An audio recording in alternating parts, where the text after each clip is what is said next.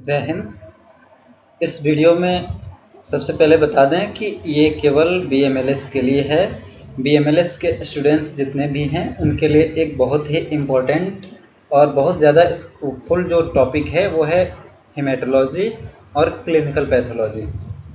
सबसे पहले तो आप लोगों को बहुत ज़्यादा कॉन्ग्रेचुलेशंस कि आपने BMLS कोर्स ज्वाइन किया, क्योंकि BMLS का जो साइंस वर्ड यहाँ पे ऐड हुआ है BMLT के जगह पे।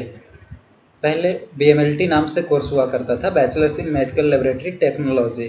अब टेक्नोलॉजी को हटा के 2020 से साइंस ऐड हो गया है।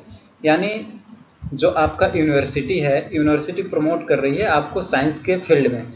यानी जितने भी लैब टेक्नीशियंस हैं करंट सिनेरियो में, सबके माइंड में यही मेकअप है कि जितने भी BMLS वाले बच्चे हैं या जितने लोग BMLS कर रहे हैं या जितने भी BMLS फील्ड में पैरामेडिक्स हैं, उनका केवल एक ही मोटो है कि वे लोग केवल लैब में काम कर सकते हैं, जो आजकल क्लिनिकल लेबोरेटरीज हैं उनमें काम कर सकते हैं।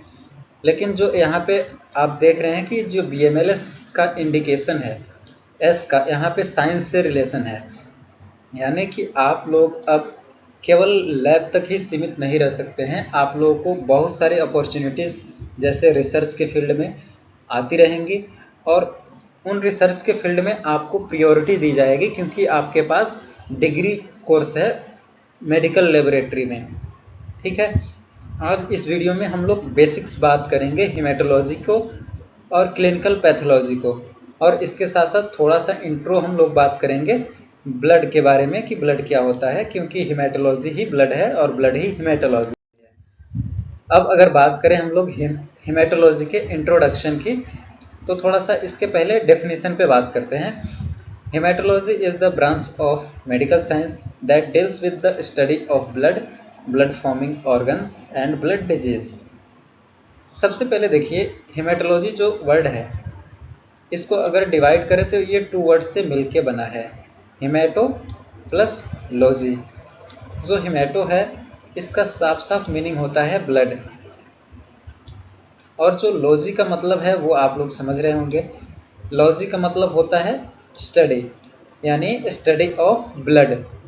तो स्टडी ऑफ ब्लड के अंदर क्या क्या आ जाएगा कि ब्लड कहाँ से बनता है, ब्लड फॉर्मिंग ऑर्गन्स के बारे में स्टडी करना होगा।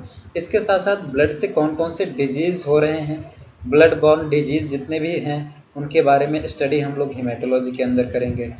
तो इसका मतलब ये है कि जो हेमेटोलॉजी है वो मेडिकल साइंस का एक ब्रांच है, जिसमें हम लोग ब्लड के बारे में, ब्लड के फॉर्मेशन करने वाले ऑर्गन्स के बारे में और ब्लड से होने वाले जितने भी डिजीज़ हैं उनकी स्टडी करते हैं। अब कुछ यहाँ पे साइंटिस्ट हैं जैसे विलियम हार्वे हो गए, ये इंग्लैंड के हैं। इन्होंने क्या किया था, डिस्कवर किया था circulation of blood in human body. इन्होंने सर्कुलेशन को डिस्कवर किया था। उसके बाद से let the foundation for understanding blood movement and function. इनके पहले हम लोगों को ये जानकारी नहीं थी कि बॉडी में ब्लड नाम का भी कुछ चीज़ होता है जो कि सर्कुलेट करता है हमारे होल बॉडी में। और इन्होंने इसके फंक्शन के बारे में भी बताया था, ब्लड के क्या क्या फंक्शंस होते हैं, और इन्होंने सर्कुलेटरी सिस्टम को भी आइडेंटिफाई किया था और उसके बारे में हमें जानकारी दी थी। इसके बाद से दूसरा इम्पोर्टेंट नाम आता है कार्ल लैंडस्टीनस का। ये ऑस्ट्रिया के थे और इन्होंने सबसे पहले एबीओ ब्लड ग्रुपिंग का खोज किया था या डिस्कवर किया था, एबीओ ब्लड ग्रुप सिस्टम को, जो कि let the ground work for safe blood transfusion. यानी जब भी आप ट्रांसफ्यूजन की बात करते हैं, ब्लड डोनेशन की बात करते हैं, तो एबीओ ब्लड ग्रुपिंग का इसमें बहुत बड़ा रोल होता है। अगर आप बिना एबीओ के ब्लड ट्रांसफ्यूज कर रहे हैं तो आपका ब्लड तो बर्बाद होगा ही होगा। इसके साथ साथ जो रेसिपिएंट होगा जिसको ब्लड आप चढ़ाएंगे उसमें भी बहुत से तरह के रिएक्शन हो सकते हैं, बहुत से तरह के हिमोलिटिक रिएक्शंस हो सकते हैं, जो इमीडिएट भी हो सकता है और डिलेड भी हो सकता है ड्यू टू एबीओ इनकम्पैटिबिलिटी। यानी जिस टाइप के ब्लड का हम ट्रांसफ्यूजन कर रहे हैं रेसिपिएंट को, वो डोनर का सेम ग्रुप मैच होना चाहिए, तभी हम ट्रांसफ्यूजन कर सकते हैं।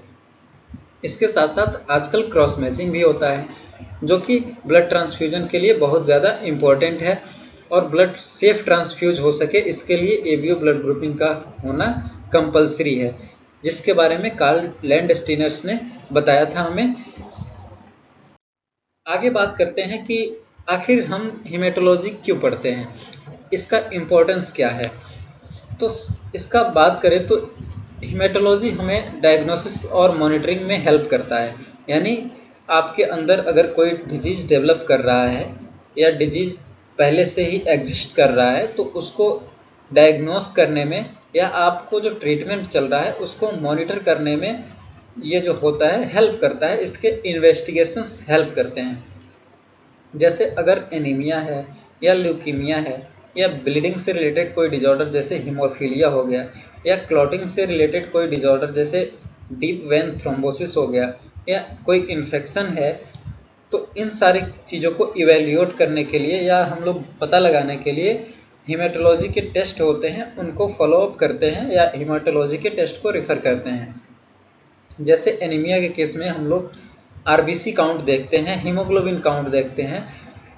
WHO ने इसके ऊपर क्राइटेरिया भी दे रखा है कि एनीमिया कब कब हो सकता है, कितने आरबीसी काउंट कितना होगा तो कम होगा, तो आरबीसी काउंट जब कम हो जाता है तो एनीमिया क्या उसका इंडिकेशन होता है कि कितने लेवल के बाद से हम लोग एनीमिया को डायग्नोसिस स्टार्ट कर देते हैं। उसके साथ साथ ल्यूकीमिया है, यानी आपका ब्लड में WBC काउंट बढ़ जा रहा है, तो वो कितना बढ़ रहा है तो हम लोग ल्यूकीमिया उसको कंसीडर करेंगे। इसको इवेल्युएट कर सकते हैं। ब्लीडिंग डिजॉर्डर है, यानी आपको अगर कहीं कट लग जा रहा है और एबनॉर्मली ब्लीड कर रहा है, यानी आपको अगर हीमोफीलिया का केस देखने को मिलता है तो उसमें ब्लीडिंग डिसऑर्डर्स को भी हम लोग इवेल्युएट करने के लिए हीमेटोलॉजिकल टेस्ट का सहारा लेते हैं। इसके साथ साथ क्लॉटिंग डिसऑर्डर जैसे डीप वेन थ्रोम्बोसिस हो गया, यानी अगर वेसल्स के अंदर, ब्लड वेसल्स के अंदर थ्रोम्बस का फॉर्मेशन होने लगता है डीप वेन्स के अंदर, उसको बोलते हैं डीप वेन थ्रोम्बोसिस। इन सारी चीज़ों को इवेल्युएट करने के लिए हम लोग हेमेटोलॉजी का टेस्ट का उपयोग करते हैं। इसके अलावा इन्फेक्शंस एंड इम्यून डिसऑर्डर्स, जैसे इन्फेक्शन हो गया कोई, तो इसको हम लोग ESR के द्वारा इवेल्युएट करते हैं। प्राइमरी तौर पे ESR बढ़ जाता है इस केसेस में। अब कुछ मेन टेस्ट होते हैं जो कि हेमेटोलॉजी के अंदर आते हैं। तो पहला टेस्ट है कंप्लीट ब्लड काउंट, CBC। आप लोग सुनते होंगे कि डॉक्टर के पास गए, डॉक्टर ने प्राइमरी लेवल पे आजकल सभी डॉक्टर CBC करा लेते हैं। तो CBC प्राइमरी टेस्ट होता है हेमेटोलॉजी के अंदर, और CBC के अंदर बहुत सारे पैरामीटर होते हैं, जैसे RBC count, WBC count, platelet count, MCV, MCH, MCSC, बहुत से तरह के पैरामीटर्स होते हैं जो कि हमारे कंप्लीट ब्लड के लेवल को बताते हैं कि ब्लड में आपके कौन कौन से सेल्स हैं और वो सेल्स का साइज क्या है, और भी बहुत सारी तरह की जानकारी CBC से हमें मिल जाता है। इसके बाद से आता है पेरिफेरल ब्लड स्मीयर का इवेल्युएशन। पेरिफेरल ब्लड स्मीयर जो होता है वो equal distribution of blood cells होता है, जिससे हम लोग को ब्लड सेल्स की मॉर्फोलॉजी के बारे में पता चलता है। इसके साथ साथ कोई अगर हीमोपैरासाइट है या कोई बैक्टीरिया है जो कि ब्लड के अंदर है, उसको भी हम लोग डायग्नोस कर सकते हैं पेरिफेरल ब्लड स्मीयर के थ्रू। इसके साथ साथ कोगुलेशन प्रोफाइल है, जैसे PT हो गया, APTT हो गया या INR हो गया। इन सब चीज़ों को हम लोग प्री सर्जिकल प्रोफाइल के नाम से भी जानते हैं, और इसका यूज हम लोग सर्जरी से पहले करते हैं ताकि एबनॉर्मल ब्लीडिंग की अगर कोई टेंडेंसी हो तो वो हम लोग फाइंड आउट कर सकें। इसके साथ साथ बोन मैरो का एग्जामिनेशन भी कर सकते हैं हम लोग हेमेटोलॉजी के अंदर। बोन मैरो एग्जामिनेशन में हम लोग मेनली सेलुलरिटी देखते हैं कि जो बोन मैरो है वो हाइपर सेलुलर तो नहीं हो रहा है या हाइपोसेलुलर तो नहीं हो रहा है, या बोन मैरो जो है वो अप्लास्टिक तो नहीं हो रहा है। इन सारी चीज़ों को हम लोग इवेल्युएट करते हैं। माइलाइड इरेथ्रोइड रेशियो चेक कर सकते हैं इसमें। इन सब से हम लोग बोन मैरो की कैपेसिटी को पता लगाते हैं कि बोन मैरो जो है वो कितने अमाउंट में ब्लड सेल्स का फॉर्मेशन कर रहा है, कहीं ब्लड सेल्स ज़्यादा तेज़ तो नहीं बन रही हैं, या हमारा जो बोन मैरो है वो तो फेल तो नहीं कर रहा है सेल्स को फॉर्मेशन के। इसके अलावा हम लोग हीमोग्लोबिन का इलेक्ट्रोफोरेसिस भी कर सकते हैं। ये बहुत से तरह के हीमोग्लोबिन के टाइप्स होते हैं, उनको अलग अलग इवेल्युएट करने में हेल्प करता है। इसके बाद से अगर हम बात करें कि हेमेटोलॉजी में कौन कौन से इंस्ट्रूमेंट्स होते हैं जो कि हम लोग को हेल्प करते हैं टेस्ट को रन करने के लिए, तो आजकल हेमेटोलॉजी में भी ऑटो एनालाइजर्स का दौर है। हेमेटोलॉजी एनालाइजर, इसको हम लोग ऑटो एनालाइजर भी बोल सकते हैं, जो कि ऑटोमेटेड होता है, फुल्ली ऑटोमेटेड। जैसे बेनेस्फेरा का S33S है, सिस्मैक्स का 1000 सीरीज़ हो गया। ये सब ऑटो एनालाइजर्स आजकल के हेमेटोलॉजिकल इन्वेस्टिगेशन को बहुत ज़्यादा एडवांस बनाते हैं। इसके साथ साथ जो माइक्रोस्कोप है, इसको हम कैसे भूल सकते हैं। माइक्रोस्कोप जो है वो आपका बेसिक रिक्वायरमेंट है हेमेटोलॉजी के लिए, क्योंकि जब भी मशीन आपको लगता है कि मशीन गड़बड़ रिजल्ट दे रहा है या डाउट लग रहा है मशीन पे, या आपको जनरल ब्लड पिक्चर का एग्जामिनेशन करना है, या कोई भी हीमोपैरासाइट्स या कोई भी बैक्टीरिया का आइडेंटिफिकेशन करना है ब्लड के अंदर, तो उस केस में हम लोगों को माइक्रोस्कोप की ज़रूरत पड़ती है। इसके साथ साथ ESR ट्यूब एंड रैक, आजकल ESR भी माइक्रो हिमेटोक्रिट मेथड से फुली ऑटोमेटेड मशीन्स में लग रहा है, लेकिन इसके अलावा ESR ट्यूब से हम जो मैनुअली करते हैं वो एक अलग प्रिविलेज देता है हमें, एक अलग लेवल का उसमें हम लोग को सेटिस्फैक्शन मिलता है। और ये अगर टेस्ट कम है तो ये हम लोगों के लिए सुटेबल है। अगर टेस्ट बहुत ज़्यादा आ रहा है तो इस केसेस में ESR करना हम लोगों के लिए टफ हो जाता है, क्योंकि मैनुअल कर रहे हैं तो टाइम कंज्यूमिंग होता है। इसके साथ साथ सेंट्रीफ्यूज है। सेंट्रीफ्यूज के बिना हम लोग लैब में मतलब कुछ भी नहीं कर सकते हैं। अगर एक तरह से बोले तो सारे टेस्ट को परफॉर्म करने के लिए लगभग हम लोगों को सेपरेशन की ज़रूरत पड़ती है। प्लाज्मा की सेपरेशन हो गया, या माइक्रो हिमेटोक्रिट मेथड है तो उसमें ESR ट्यूब को सेंट्रीफ्यूज करना होता है। इन सारे चीज़ों के लिए हम लोगों को सेंट्रीफ्यूज की ज़रूरत पड़ती है। अगर हम हेमेटोलॉजी के अंदर कुछ कॉमन सैंपल्स की बात करें तो दो तरह के सैंपल्स कॉमनली यूज होते हैं। जो होल ब्लड होता है, होल ब्लड अगर EDTA एंटीकोगुलेंट में है या साइट्रेट ट्यूब में है। होल ब्लड का मतलब ये होता है कि जो आपने ब्लड बॉडी से रिमूव आउट किया है या कलेक्ट किया है, उसको एंटीकोगुलेंट के साथ आपने मिक्स कर दिया है, उसको बोलते हैं हम लोग होल ब्लड, यानी ब्लड प्लस एंटीकोगुलेंट। एंटीकोगुलेंट क्या होता है? एंटीकोगुलेंट वो मैटर होता है जो कि ब्लड को क्लॉट होने से रोकता है। उसके बाद आता है बोन मैरो एस्पायरेट्स, यानी बोन मैरो की जो भी टेस्टिंग करनी होती है उसके लिए हम लोग बोन मैरो का सैंपल लेते हैं। उसके लिए हम लोग बोन मैरो से थोड़ा सा एस्पायरेट लेते हैं, थोड़ा सा लिक्विड बोन मैरो से रिमूव आउट करते हैं और उससे टेस्टिंग करते हैं फर्दर। अब अगर बात करते हैं ब्रांचेस या सब स्पेशलिटीज़ की, तो हेमेटोलॉजी के कुछ सब स्पेशलिस्ट यहाँ पे लिखे हैं। जैसे क्लिनिकल हेमेटोलॉजी, हेमेटोलॉजी जो डील करता है क्लिनिकल यानी एक्चुअल पेशेंट्स के ट्रीटमेंट की, उसको बोलते हैं क्लिनिकल हेमेटोलॉजी। वैसे ही है हेमेटोपैथोलॉजी, यानी जो भी हेमेटोलॉजी या ब्लड की स्टडी हम कर रहे हैं, डायग्नोस करने के लिए कोई भी डिजीज़ कॉजिंग ऑर्गेनिज्म या डिजीज़ कॉजिंग पैथोजन या डिजीज़ कॉजिंग एजेंट को आइडेंटिफाई करने के लिए उसको बोलते हैं हेमेटोपैथोलॉजी। उसके बाद से है पेडियाट्रिक हेमेटोलॉजी, यानी इसमें हम लोग पीडिया से रिलेटेड यानी बच्चों से रिलेटेड जितने भी ब्लड के टेस्ट हैं उनको हम लोग इसमें कंसीडर करते हैं। उसके बाद से आता है ट्रांसफ्यूजन मेडिसिन, यानी इसका यूज हम लोग मेनली ब्लड बैंक्स में करते हैं। ब्लड ट्रांसफ्यूजन से रिलेटेड चीज़ों को आइडेंटिफाई करने के लिए, कंपेटिबिलिटी चेक करने के लिए, या GVHD जो होता है ग्राफ्ट वर्सेस होस्ट डिजीज़ को आइडेंटिफाई करने के लिए हम लोग इसका यूज कर सकते हैं। अब बात करें गोल्स क्या होते हैं हेमेटोलॉजी के, तो सबसे पहला डायग्नोस ब्लड रिलेटेड डिजीज़, यानी ब्लड रिलेटेड जितने भी डिजीज़ हैं उनके डायग्नोसिस में हेल्प करता है, यानी डिजीज़ का पता लगाने के लिए हम लोग इसका सहारा लेते हैं हेमेटोलॉजी का। उसके बाद से है मॉनिटर ट्रीटमेंट प्रोग्रेस, यानी जो आप ट्रीटमेंट कर रहे हैं उसका प्रोग्रेस क्या है, ट्रीटमेंट का गुड फ्यूचर है या ट्रीटमेंट जो दे रहे हैं उसका कोई असर नहीं हो रहा है डिजीज़ पे, ये पता लगाने के लिए हम लोग ब्लड के अलग अलग पैरामीटर्स के लेवल को चेक करते हैं। ये भी हेमेटोलॉजी के अंदर ही आता है। उसके बाद से है support organ transplant and surgery, यानी सर्जरी के केस में आप लोगों को जैसे मैंने बताया था कि कोगुलेशन स्टडीज़ करते हैं, PTPC INR जिससे ब्लीडिंग टेंडेंसी की पता लगती है, और ऑर्गन ट्रांसप्लांट के टाइम पे जैसे HLA टाइपिंग वगैरह हो गया, तो ये सब ऑर्गन हिस्टोकम्पैटिबिलिटी कम्प्लेक्स जो होता है, इन सब चीज़ों का पता लगाने के लिए हम लोग ऑर्गन ट्रांसप्लांट में इसका यूज करते हैं ट्रांसफ्यूजन को सपोर्ट करने के लिए, कि जो ट्रांसफ्यूजन हम कर रहे हैं या ऑर्गन का या ब्लड का, तो वो हमारे रेसिपिएंट के लिए कंपेटिबल है या नहीं, इसका पता लगाने के लिए हेमेटोलॉजी के टेस्ट का यूज कर सकते हैं। अब दूसरा हेडिंग है हमारा इंट्रोडक्शन टू क्लिनिकल पैथोलॉजी, यानी क्लिनिकल पैथोलॉजी क्या होता है।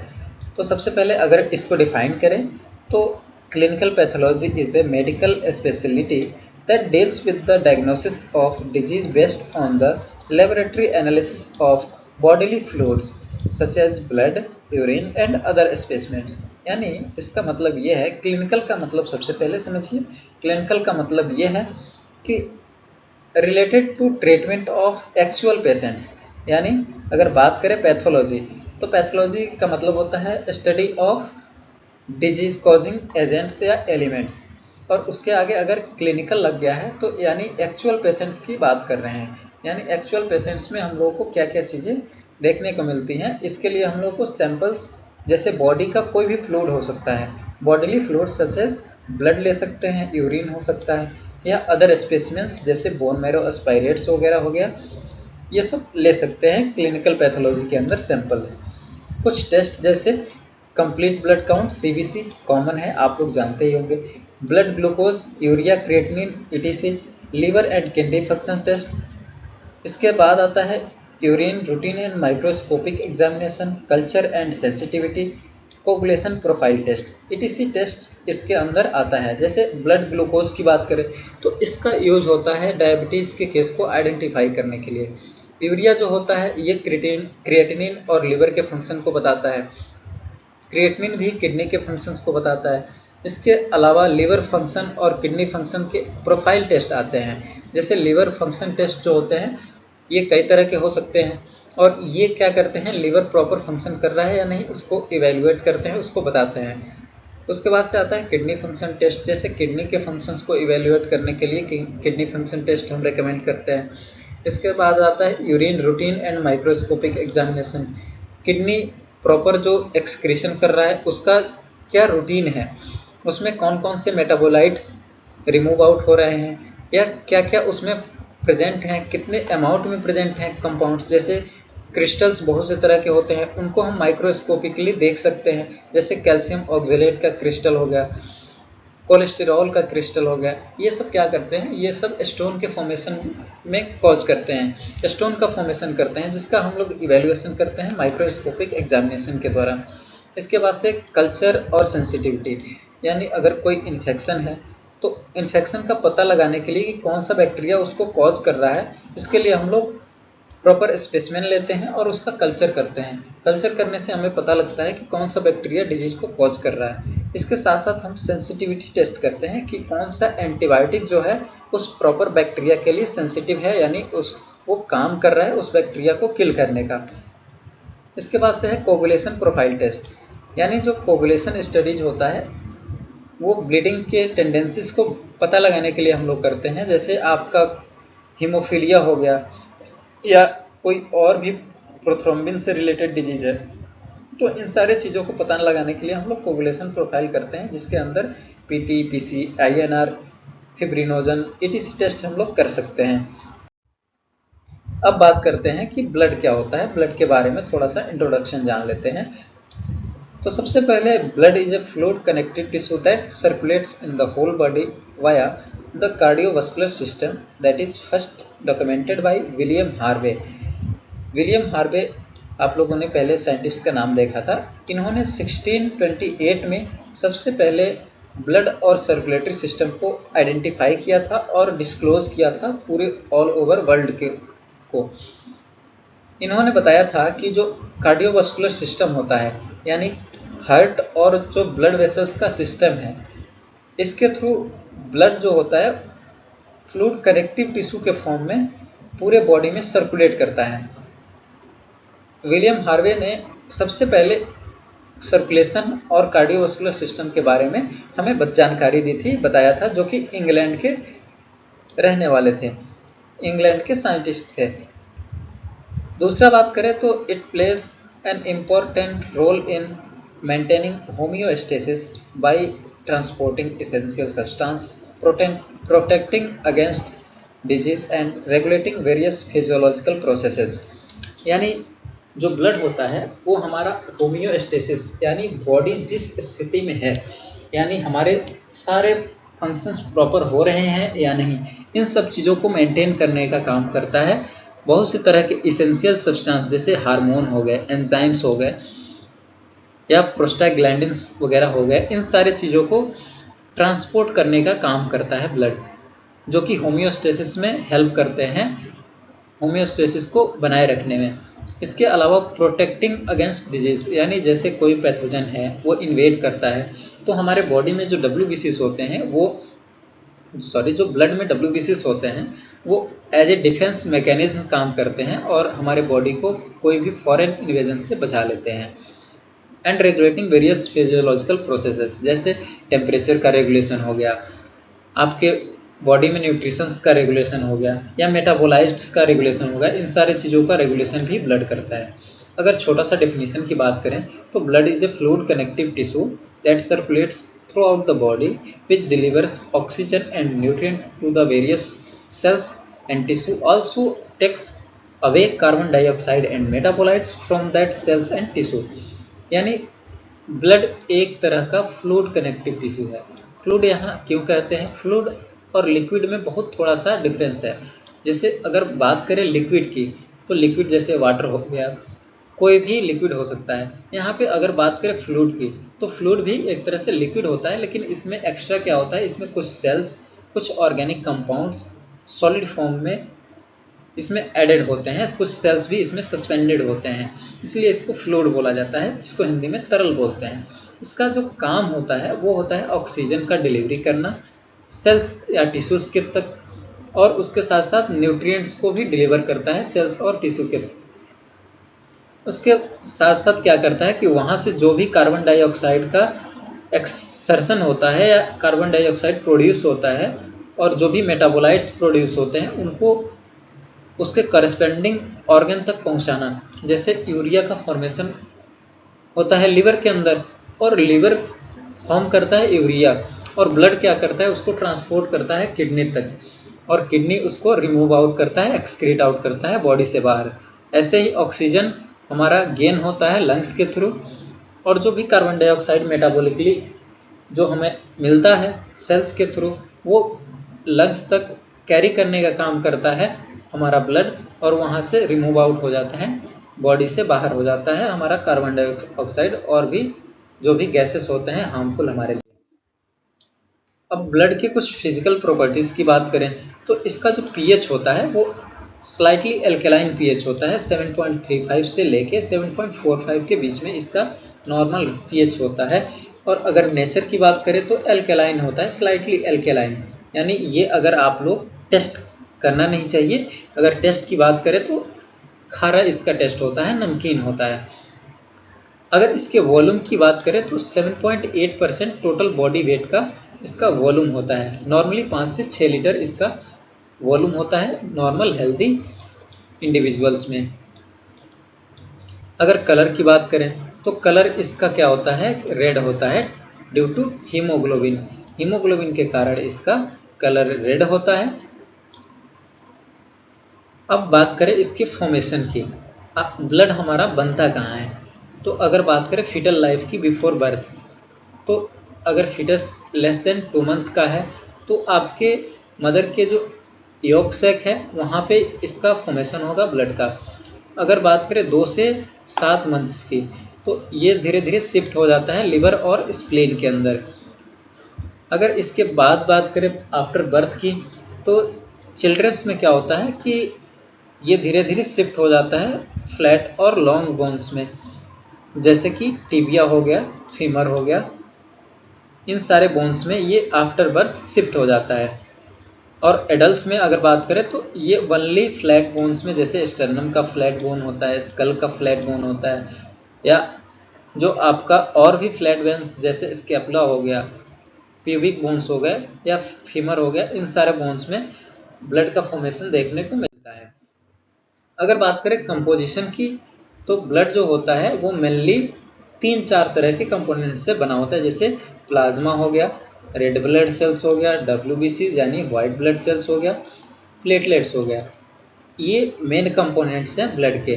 अगर डिटेल में बात करें तो ब्लड में दो तरह के कंपोनेंट्स पाए जाते हैं। ब्लड में सेल्स पाए जाते हैं और प्लाज्मा जो कि लिक्विड पोर्शन होता है। ब्लड के सेल्स जो होते हैं वो 45% लगभग होते हैं और जो प्लाज्मा होता है वो ज़्यादा होता है, क्योंकि इसी के अंदर जो सेल्स होते हैं वो सर्कुलेट होते हैं। ये लगभग 55% के आसपास प्लाज्मा पाया जाता है।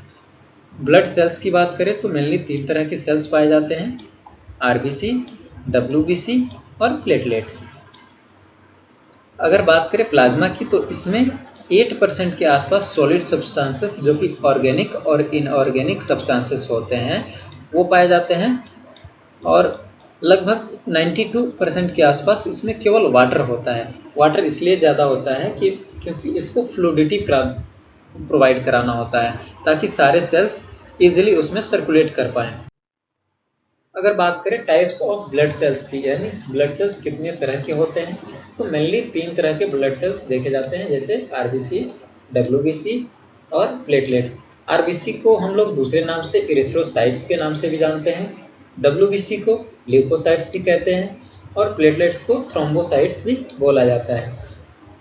अगर बात करें इंडिविजुअल आरबीसी की, तो आरबीसी का दूसरा नाम इरिथ्रोसाइट होता है।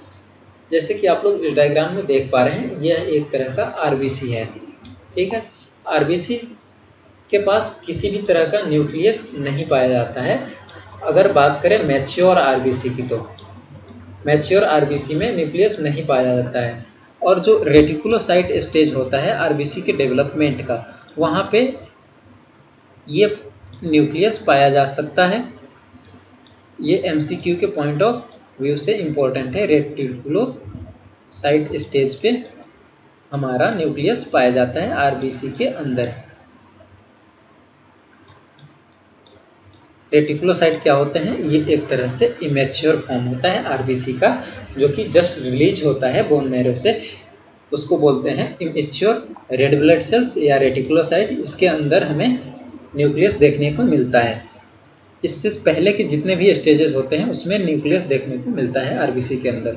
अगर बात करें आरबीसी के शेप की, तो इसका शेप होता है बाइकनकेव, यानी जो इसके किनारे होते हैं, जैसे आप क्रॉस सेक्शन में यहाँ से बीच से अगर आरबीसी को कट करें तो यहाँ पे देख सकते हैं इसके किनारे जो हैं वो फ्लैट हैं और सेंट्रल इसका जो है वो धंसा हुआ है, यानी कनकेव है, और दोनों किनारे इसके उभरे हुए हैं, यानी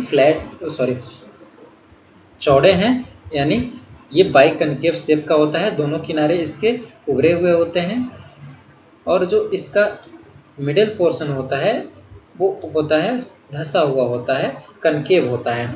अगर इसके डायमीटर की बात करें तो 6.9 टू 7.5 माइक्रोमीटर इसका डायमीटर होता है। अगर इन विवो लाइफ स्पेन की बात करें शरीर के अंदर, तो लगभग 120 डेज इसका लाइफ स्पेन होता है। इसके फंक्शंस की अगर बात करें तो आरबीसी का मेन फंक्शन जो होता है वो ट्रांसपोर्ट होता है ऑक्सीजन का और कार्बन डाइऑक्साइड का। आरबीसी का रेड कलर इसलिए होता है क्योंकि इसके अंदर हीमोग्लोबिन पाया जाता है, जो कि एक क्रोमोजेनिक सब्सटेंस है। अब बात करें व्हाइट ब्लड सेल्स की। व्हाइट ब्लड सेल्स क्या होते हैं कि इसका और दूसरा नाम जो होता है वो ल्यूकोसाइट्स होता है। डब्ल्यूबीसी जो होती हैं वो कलरलेस होती हैं, इसीलिए हम लोगों को आइडेंटिफाई करना होता है तो हम लोग स्टेनिंग करते हैं। जैसे लीसमैन स्टेन सबसे कॉमन है हेमेटोलॉजी के अंदर, लीसमैन स्टेन।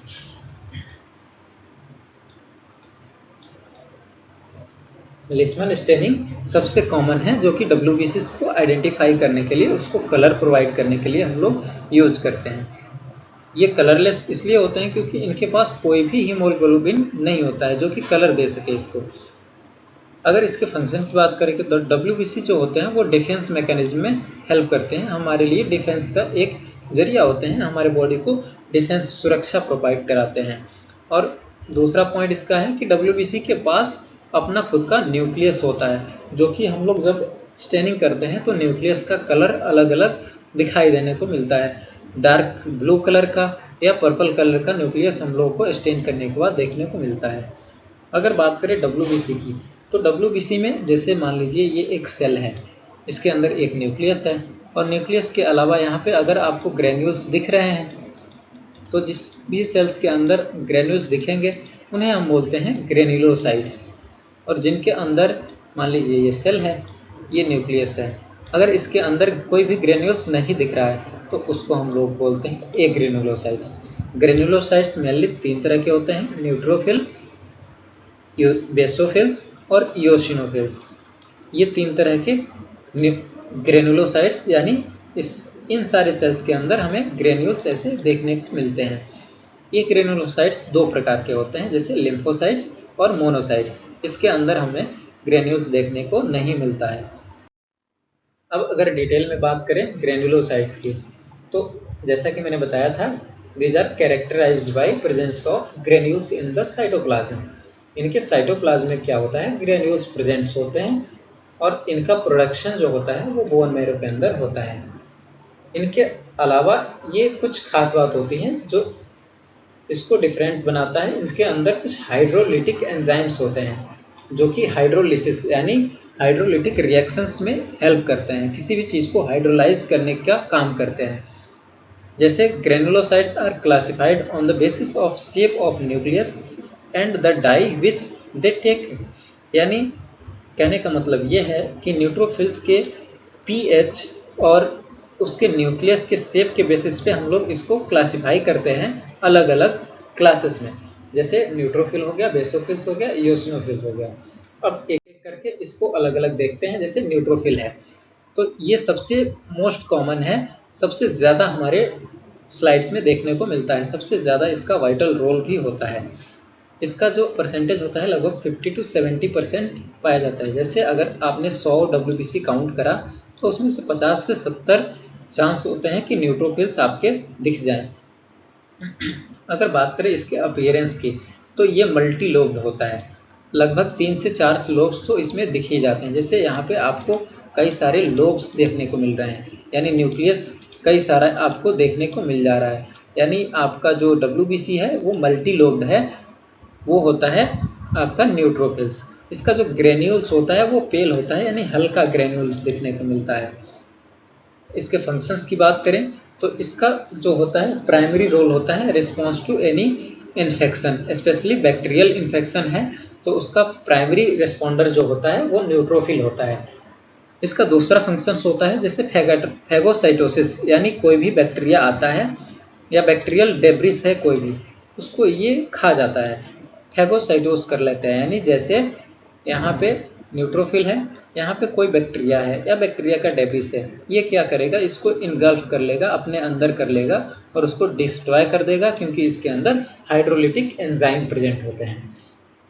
दूसरा फंक्शन है produce enzymes and reactive oxygen species. इसका कुछ फंक्शन है, रिएक्टिव ऑक्सीजन स्पेसीज का फॉर्मेशन भी करता है और इसके साथ साथ हाइड्रोलिटिक जैसे एंजाइम्स भी प्रोड्यूस करता है। अगर बात करें इओसिनोफिल्स की तो ये लगभग 1 से 4% टोटल WBC में पाई जाती हैं, रेयर होती हैं और इनका जो काम होता है ये भी 2 लोब्स पाए जाते हैं और इसका जो खास बात है वो ग्रेन्यूल्स होते हैं जो रेड होते हैं। अगर आप स्लाइड में देख पा रहे हैं तो यहाँ पे देखिए ये जो ग्रेन्यूल्स हैं ये रेड यहाँ पे देखने को मिलते हैं। न्यूट्रोफिल्स में ग्रेन्यूल्स जो होते हैं वो ब्लू कलर के या डार्क पर्पल कलर के देखने को मिलते हैं। कई सारे जो न्यूट्रोफिल्स होते हैं उसमें भी 2 लोब्स देखने को मिल जाते हैं, लेकिन ग्रेन्यूल्स के आधार पे हम लोग डिफ्रेंशिएट कर सकते हैं। जैसे यहाँ पे ग्रेन्यूल्स का कलर हम लोग अच्छे से देख पा रहे होंगे।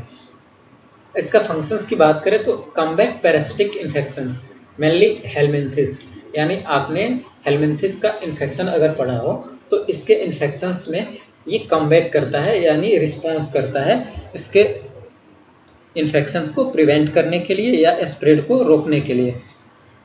अगला है involve in allergic reactions and asthma.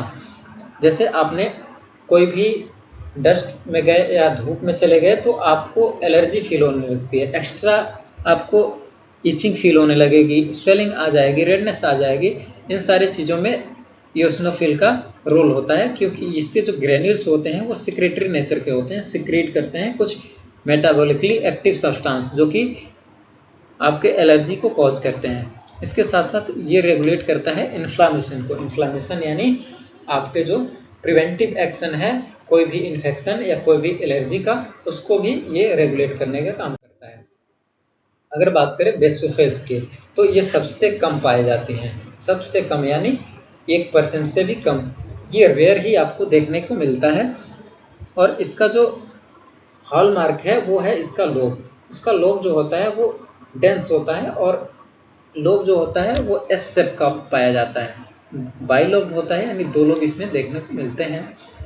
जो इसका ग्रेन्यूल्स होगा वो डीप ब्लू होता है या डार्क पर्पल होता है। इसके अलावा अगर फंक्शंस की बात करें तो इसका मेन फंक्शन होता है हिस्टामिन और हिपेरिन का रिलीज कराना। हिस्टामिन जो होता है वेसो डायलेटर होता है, वेसल्स को डायलेट करता है इन्फ्लामेशन के टाइम पे। और जो हिपेरिन होता है वो नेचुरल एंटीकोगुलेंट होता है, ब्लड को वेसल्स के अंदर क्लॉट ना होने में हेल्प करता है। इसके साथ साथ play a role in inflammatory and hypersensitivity response, यानी इन्फ्लामेशन और हाइपर सेंसिटिविटी में भी इसका रोल देखने को मिलता है। इसके साथ साथ अगर वेसोफिल्स का लेवल आपको बढ़ के आ रहा है तो ये सजेस्टिव होता है ट्यूमर का, यानी आपके बॉडी के अंदर कोई भी एबनॉर्मल ग्रोथ हो रही है उसको ये इंडिकेटिव होता है अगर वेसोफिल्स का लेवल बढ़ के आ रहा है तो। अब बात करें अगर ए ग्रेनुलोसाइट्स की, तो इसका कैरेक्टरिस्टिक ही होता है कि इसके अंदर कोई भी ग्रेन्यूल्स नहीं देखने को मिलता है। जैसे यहाँ पे आप देख रहे होंगे, यहाँ पे कोई भी ग्रेन्यूल आपको देखने को नहीं मिल रहा है, कोई भी ग्रेन्यूल नहीं है, केवल आपको न्यूक्लियस दिख रहा है। This have a more regular non lobe nucleus. इसमें जो न्यूक्लियस होता है जनरली लोब्स नहीं पाए जाते हैं और इसमें किसी भी तरह का ग्रेन्यूल्स नहीं देखने को मिलता है। और इसका दो टाइप्स होता है, जैसे पहला होता है मोनोसाइट, दूसरा होता है लिम्फोसाइट। मोनोसाइट्स की अगर बात करें तो ये 2 से 8% पाई जाती हैं। और इसका जो अपीयरेंस होता है वो किडनी शेप का, यहाँ पे देख पा रहे हैं किडनी शेप का न्यूक्लियस होता है। और इसका जो साइटोप्लाज्म होता है वो अबंडेंट होता है। और इसके साइटोप्लाज्म में यहाँ पे आप लोग देख सकते हैं इसका हॉलमार्क होता है वैक्यूल्स दिखते हैं। यानी आप जब भी पेरिफेरल ब्लड स्मीयर का एग्जामिनेशन करेंगे तो यहाँ पे वैक्यूल्स दिखेंगे, खाली स्थान दिखेंगे जो कि कलर नहीं लिए होंगे। इसका फंक्शंस की बात करें तो इसका फैगोसिटिक नेचर ही इसको पैथोजेनिक और डेब्रिस को क्लियर ऑफ करने का काम करता है, यानी जो भी पैथोजेंस होंगे उसको इनगल्फ कर लेगा और जो भी डेब्रिस होगा उसको इनगल्फ करेगा और फैगोसाइटोसिस में हेल्प करेगा। अगला फंक्शन इसका migrate into tissue to become macrophages and dendritic cells. जैसे अगर टिश्यू की बात करें, टिश्यू के अंदर माइक्रोफेज है तो उसको हम लोग बोलते हैं मैक्रोफेज और माइक्रोफेजेस। और अगर आपके न्यूरॉन्स के अंदर है तो डेंड्रिटिक सेल्स भी बोल सकते हैं। इसका काम होता है प्रेजेंट एंटीजेंस टू लिम्फोसाइट्स, यानी एंटीजन प्रेजेंटिंग सेल्स का भी काम करता है। यानी कोई भी एंटीजन जैसे इनगल्फ करता है तो उनका जो डेब्रिस होता है या पोर्शंस होता है वो अपने सरफेस पे प्रेजेंट कर लेता है ताकि अगले बार के लिए मेमोरी सेल्स का फॉर्मेशन करा जा सके, यानी मास्ट सेल का फॉर्मेशन भी हो जाए। इसके बाद से बात करते हैं लिम्फोसाइट्स की। ये इसका परसेंटेज 20 से 40% होता है। ये थोड़ा ज़्यादा देखने को मिलते हैं। अगर अपीयरेंस की बात करें तो लिम्फोसाइट्स आर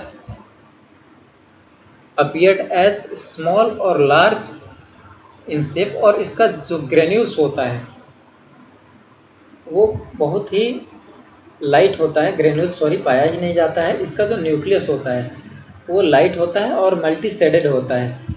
इसका अगर बात करें अदर नेम्स की तो इसका अदर नाम होता है नेचुरल किलर सेल, यानी ये नेचुरल किल करते हैं फैगोसाइट पैथोजेंस को।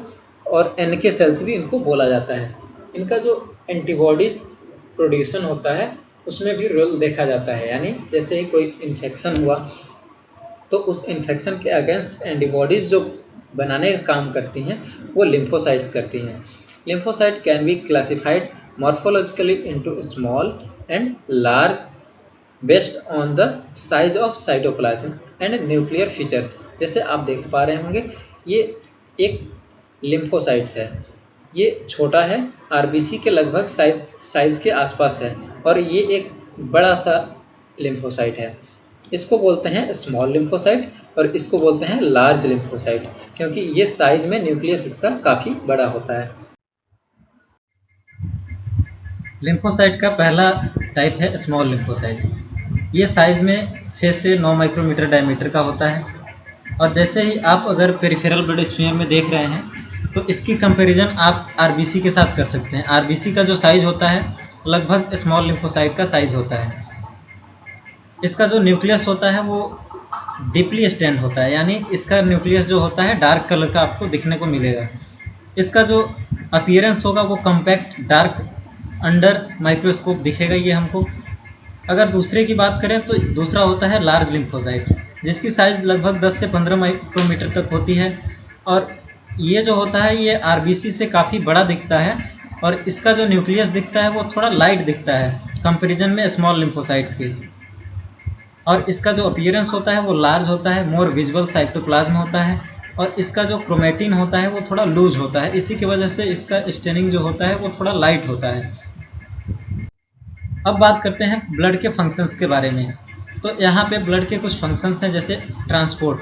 ये बहुत सारी चीज़ों का ट्रांसपोर्ट करता है, जैसे ऑक्सीजन का ट्रांसपोर्ट ये लंग्स से लेकर टिश्यूज़ तक करता है, यानी टिश्यूज़ को जो भी ऑक्सीजन की रिक्वायरमेंट होती है उसको पूरा करने के लिए ऑक्सीजन का ट्रांसपोर्ट लंग्स तक ब्लड के थ्रू होता है। दूसरा इसका फंक्शन है कार्बन डाइऑक्साइड का ट्रांसपोर्ट। ये उसके जस्ट अपोजिट होता है, जैसे ऑक्सीजन डिलीवर करता है टिश्यूज़ को और वहाँ से जो कार्बन डाइऑक्साइड प्रोड्यूस होता है मेटाबॉलिज्म के बाद उसको वहाँ से ट्रांसफ़र करके लंग्स तक पहुँचाता है, जहाँ से रिमूव आउट होता है। इसके बाद से न्यूट्रिशन जो भी एब्जॉर्ब होता है जीआईटी के थ्रू उसको भी ट्रांसपोर्ट करने का काम ब्लड का होता है। इसके साथ साथ जो भी टिश्यूज़ का मेटाबॉलिज्म होता है और वेस्ट प्रोडक्ट निकलते हैं उसका भी ट्रांसपोर्ट करता है ब्लड। इसके साथ साथ बहुत से तरह के हार्मोन्स का ट्रांसपोर्टेशन का काम भी ब्लड का होता है। इसके साथ अगला फंक्शन है इसका रेगुलेशन का। ये रेगुलेट करता है आपके बॉडी के टेम्परेचर को। इसके साथ साथ पीएच को बैलेंस करता है। जो इलेक्ट्रोलाइट होते हैं उनको भी बैलेंस करने का काम ब्लड का होता है, जैसे सोडियम हो गया, पोटेशियम हो गया, कैल्शियम हो गया, ये सब बैलेंस करने का काम होता है ब्लड का। तीसरे फंक्शन की बात करें तो वो होता है प्रोटेक्शन करता है बहुत सारे, जैसे आपके बॉडी में कोई भी फॉरेन मटेरियल या फॉरेन ऑर्गेनिज्म अगर इन्वेड कर रहा है तो उससे प्रोटेक्ट करने का काम ब्लड का होता है। ये मेनली वाइट ब्लड सेल्स का काम होता है और इसके साथ साथ जो एंटीबॉडीज़ होती हैं उनका काम होता है प्रोटेक्ट करने का। तो ये भी काम आता है ब्लड के अंदर। अगला फंक्शन जो है वो इसका है होम्योस्टेसिस। होम्योस्टेसिस का मतलब होता है कि जो बॉडी आपकी एक्चुअल स्थिति में है उसको मेंटेन करके रखना, यानी बॉडी के जितने भी फंक्शंस हैं उसको एक कोरिलेटेड वे में परफॉर्म कराना, ये होता है होम्योस्टेसिस। जैसे कि helps in maintaining internal environment stability by regulating electrolyte, water content and pH. ये सारे कंटेंट्स को बैलेंस करके होम्योस्टेसिस मेंटेन करने का काम ब्लड करता है। इसके साथ साथ कुछ डायग्नोस्टिक इम्पोर्टेंस भी है, जैसे बहुत सारे डिजीज़ को आइडेंटिफाई करने के लिए या डायग्नोसिस करने के लिए हम लोग ब्लड का सैम्पलिंग करते हैं, ये भी फंक्शन एक ब्लड का हो सकता है। इसके बाद से जैसे क्लिनिकल इंडिकेटर होता है, जैसे जितने भी ब्लड के फंक्शंस हैं उन सारे फंक्शंस को हम लोग आइडेंटिफाई करने के लिए कुछ ब्लड के टेस्ट करते हैं, एनालिसिस करते हैं, वो भी काम करता है ब्लड या ब्लड का सैंपल। जैसे आपके हेल्थ के बारे में अगर कोई जानकारी लेनी हो तो उसके लिए ब्लड का सैंपल ले सकते हैं। कोई इन्फेक्शन हुआ है उसके बारे में अगर जानकारी लेनी है तो भी ब्लड का सैंपल ले सकते हैं। इसके बाद से जो ब्लड के सेल्स होते हैं, सेलुलर कंपार्टमेंट होता है, उसके अगर नॉर्मल रेंज की बात करें तो सबसे पहले आता है आरबीसी। आरबीसी का नॉर्मल रेंज होता है 4.5 लाख से 5.9 लाख तक, ये होता है एडल्ट मेल का रेंज। इसके साथ साथ अगर फीमेल की बात करें एडल्ट की तो उसमें थोड़ा कम हो जाता है, 4.1 to 5.1 मिलियन पर माइक्रोलीटर इसका रेंज आता है। और इसका जो मेन फंक्शन होता है वो होता है ट्रांसपोर्ट ऑफ ऑक्सीजन। ये जो मिलके काम करता है हीमोग्लोबिन के साथ और ट्रांसपोर्ट करता है ऑक्सीजन का। अगर डब्ल्यूबीसी की बात करें तो डब्ल्यूबीसी 4000 से लेकर 11000 सेल्स पर माइक्रोलीटर होती हैं और इनका मेन फंक्शन होता है इम्यून डिफेंस और अगेंस्ट एनी इन्फेक्शन इसका काम करना होता है। अगर बात करें लास्ट में प्लेटलेट्स की तो प्लेटलेट्स का नॉर्मल रेंज होता है 1.5 लाख से 4.5 लाख सेल्स पर माइक्रोलीटर या 1,50,000 से लेके 4,50,000 सेल्स पर माइक्रोलीटर। और इसका जो मेन फंक्शन होता है वो होता है क्लॉट फॉर्मेशन और ब्लीडिंग को रोकना, प्रिवेंशन ऑफ ब्लीडिंग, यानी कहीं भी कट लग जाता है तो उसको प्रिवेंट करता है और ब्लड को लॉस होने से बचाता है प्लेटलेट्स। इस वीडियो में इतना ही। Thank you.